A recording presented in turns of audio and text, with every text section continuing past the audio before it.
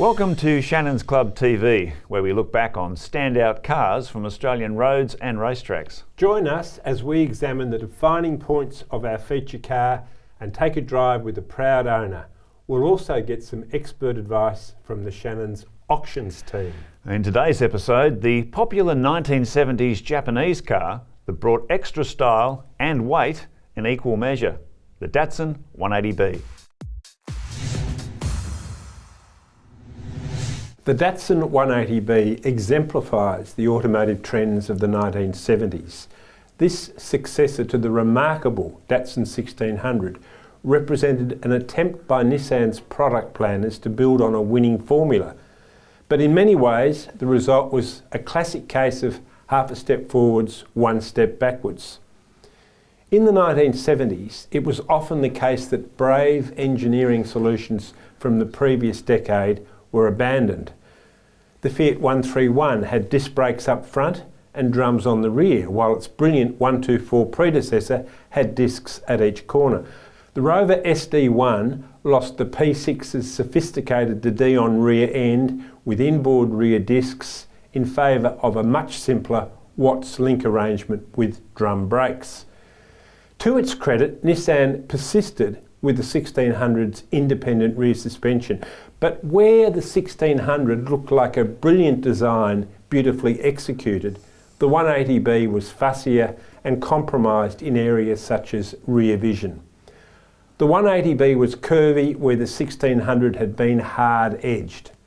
Despite an increase in engine capacity from 1.6 litres to 1.8, the overall performance was only minimally improved, while economy, at best, was unchanged. So Mark, at launch, the 180B didn't appear to have as much motorsport potential as its predecessor. No, well, on paper it wouldn't have. I mean, for a start, it was about 140 kilograms heavier than the 1600, with only a slight increase in engine displacement and power to compensate for it. However, it turns out there was plenty of development left in that 1.8 litre single overhead cam 4, and it actually proved to be quite a successful competition car, particularly in rallying, which I'll get to later on. The 180B was more mainstream than the 1600, bigger, heavier and with a softer ride. But it still had a performance advantage over its rivals, thanks to the Prince-designed single overhead camshaft engine. Sedans and wagons were assembled locally, but the hero of the range, the SSS hardtop, was fully imported. A higher compression ratio and twin carburettors gave the SSS 10 extra horsepower, while a higher final drive improved its cruising credentials. The SSS was better equipped than other 180Bs. Importantly, gas-filled rear dampers enabled the independent rear suspension to work more effectively, and there was a brake proportioning valve. In summary, the Datsun 180B was a typical 1970s Japanese model enlivened by a touch of Prince. It was unashamedly pitched at the average buyer. Despite being bigger than the Datsun 1600, it had less boot space and much less character. Mark, at least the SSS with its extra zest and coupe bodywork had some sort of enthusiast appeal, didn't it? Oh, it sure did. I remember in my teens, lusting after a 180B SSS. I really hoped to own one day.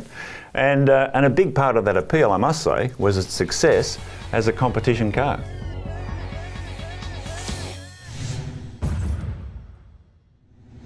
Numerous wins in Australian rallying in the 1970s were part of a global success story in which the 180B SSS, or 610 SSS as it was called in other markets, starred in both rallying and, to a lesser extent, circuit racing. Its greatest international rally result came in the 1973 East African Safari, when a works-entered 610 SSS sedan, driven by Harry Kohlstrom, finished in a dead heat with Datsun teammate Shekhar Mehta's 240Z. However, Mehta claimed a narrow victory based on a points countback in what was the closest finish in the event's history. The 610 SSS also proved competitive in Sports Car Club of America, or SCCA, circuit racing, thanks to the efforts of Bob Sharp, who campaigned a self-prepared car in the Sedan Championship. Sharp finished runner-up in both the 1973 and 1974 seasons, before Elliott Forbes Robinson driving Sharp's car went one better in 1976, winning the championship in fine style. John, it's interesting, the Datsun racing team in Australia, they also trialled a 180B Triple S in local Group C touring car racing, but it was completely outclassed by cars like the Alpha 2000 GTV, the Mazda RX-3 and even the Ford Escort Twin Cam. So it's an interesting insight into the 2 litre class at that time, isn't it? It is. One of those cars in particular, the GTV 2000, was far more expensive, of course, which sort of highlights what you got in a Triple S for the money. Exactly. But I think a lot of people would be very interested. I'm interested to hear that. I didn't know that they did that testing. Well, it was only a very short, I think they ran at Bathurst, and I don't know any other races that they did, but it was clear enough to them as a factory-supported team that there really wasn't any point in persisting with it, because it just didn't have, obviously, the power-to-weight ratio of those other cars. Yes. Yeah, interesting time. It is, yep. The 180B Triple S enjoyed widespread success in Australian rallying, where its strengths could really shine. And they never shone brighter than in Canberra's prestigious Castrol International Rally in 1976, when local ace Greg Carr and navigator Wayne Gregson, in their privately prepared Triple S, engaged in a 2-car war with the Japanese work-centred Datsun 710, crewed by George Fury and Monty Suffin. Over 2 days of intense competition, Carr and Fury fought a fierce and relentless battle for the lead, which soon left the remaining 38 crews choking on their dust. Both of the leading Datsun teams also had to overcome their fair share of setbacks and started the final day's competition with less than 2 minutes between them. Despite some incredible driving by Fury to close the gap in the final stages, Carr withstood immense pressure to win by just 45 seconds in what is still widely regarded as one of the most exciting rallies ever seen in Australia. It was this high-profile victory, more than any other, which ensured the 180B Triple S's immortal status as one of the finest Datsun rally cars to have competed in Australia. Remember, you can build your own virtual garage on the Shannons Club website.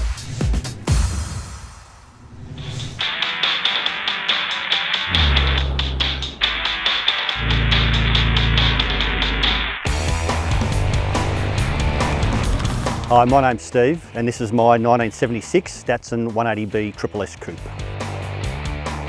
The original owner of the car had literally had it since brand new, and he just loved everything about it. He wanted to keep everything original with it, even down to the number plates, that wanted to make sure it was original. Instead of getting duplicate plates, he just hand painted the original letters and numbers just so that it would remain original, and that's the way I intend to keep it as well.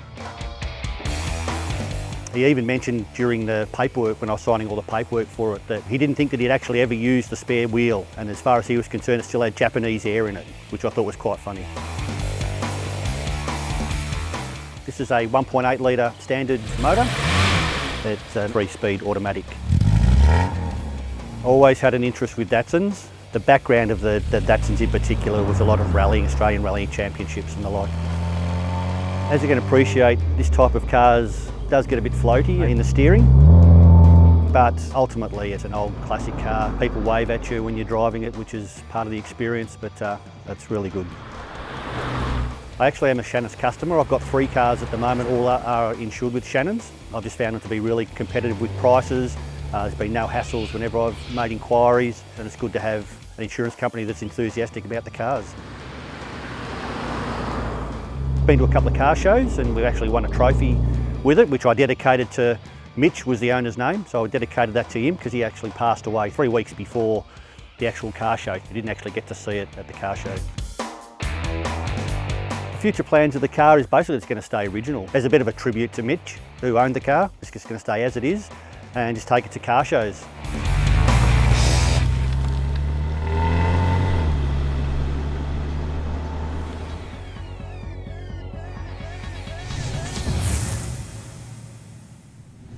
Well, Shannons National Auctions Manager Chris Borrabon is here with all the latest on the Datsun 180B. Welcome, mate. Hi, Mark. How are you? Yeah, John. Chris, the 180B, I think it had a pretty tough act to follow in the Datsun 1600, didn't it? And I imagine you don't see as many of those in the auctions as you do 1600s. Definitely not, no. Look, I think to be honest, I think, the 1600 was quite exciting when it came out.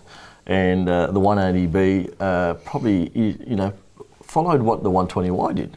Well, I've heard it said that 180B stood for 180 blunders.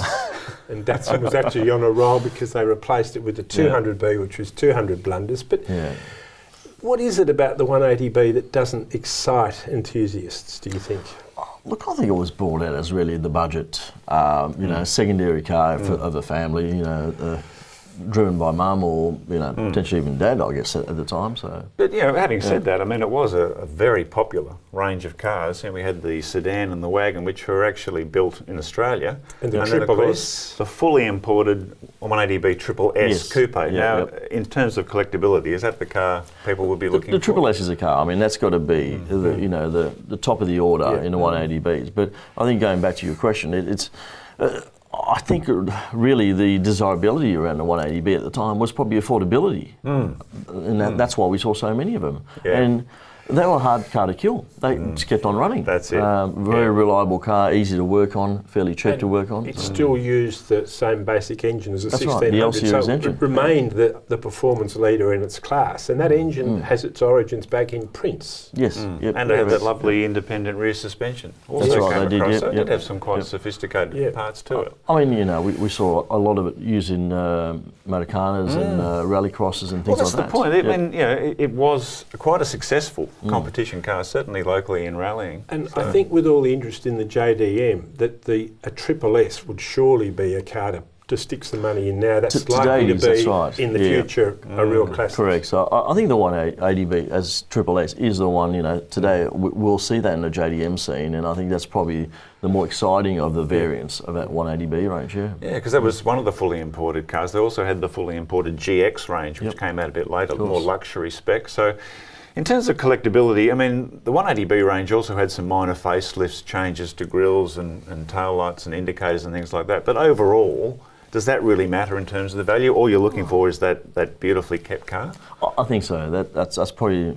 I think that's probably what's more important, is trying to find that well-kept example, low Ks, good ownership history. I think they're harder to find. I mean, we barely see them today. You'd barely see them, and if you did find one in good condition, I would hazard to guess it's modified, because all the kids were buying them second-hand and modifying them, weren't they? Yeah, and that's what was happening. I mean, they were having even bigger engines put in or turbocharged engines put in. So and they were racing, rallying, motorcar, as you say. That's right. Okay, so your chances of finding a peach original showroom stock are very, very small. Difficult today, I think so. Yeah, and would it be worthwhile if you found a modified one, restoring it to stock, or there's just not the value in there to make that worthwhile? I don't think there's enough value into undertaking a complete restoration, but I think absolutely, to improve the car, if it's minor improvements, absolutely.